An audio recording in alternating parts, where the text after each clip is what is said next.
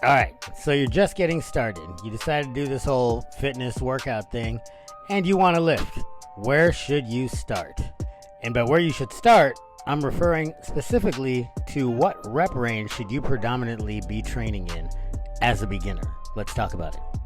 Well, first and foremost, it depends on what you're lifting for.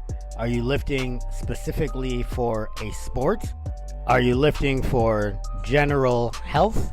Are you lifting specifically for hypertrophy?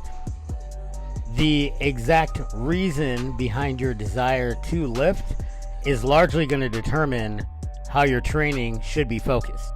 But sport specificity notwithstanding, there's a couple other things to consider. Firstly, consider your psychological disposition. For me, I took to pulling heavy almost immediately after touching weights. But it wasn't until years later that I felt comfortable enough to press or squat heavy. Not that I couldn't do it, it just wasn't a thing that seemed like a thing to do until much later in my lifting career. And even now, 28 years later, I still generally feel like doing higher volume work. Whereas we all know people that if it's not fast or heavy, or there's more than like sets of 5, they just don't want to do it. Some of them even call it quote unquote cardio. The barbell shrugged guys, shout out to them, used to refer to this as like the jaguar versus the buffalo style. At the end of the day, and maybe I should have finished with this, but you know, you need to want to train in order to keep training, and your psychological disposition is going to determine what you will do consistently to a large degree.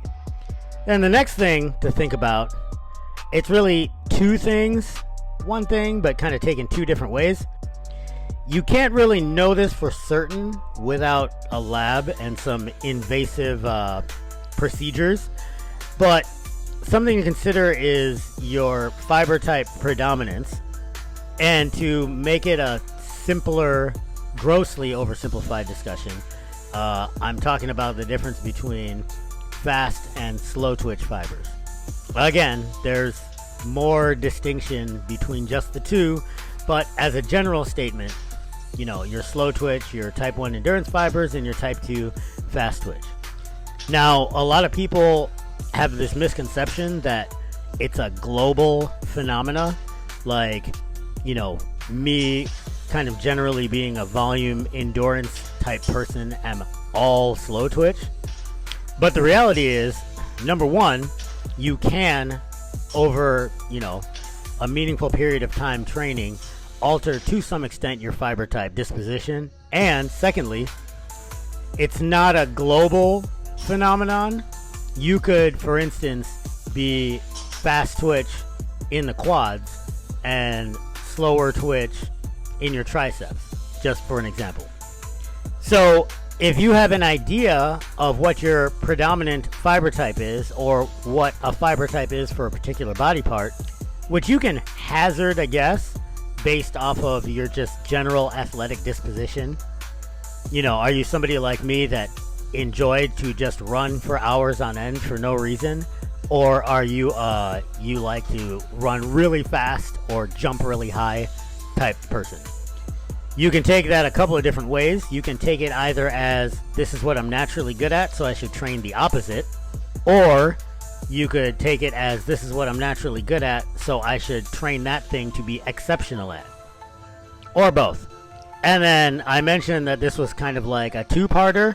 The second part, besides fiber type, is, while this is a beginner lifter discussion, so nominally you're unskilled in the weight room, you might have a lot of experience in lifting adjacent type things like martial arts, dance, gymnastics, or you're just naturally a very coordinated person. Some people pick up a barbell and they're instantly graceful with a high level of movement fidelity, and other people, you got to use all kinds of crazy cues just to teach them how to hip hinge.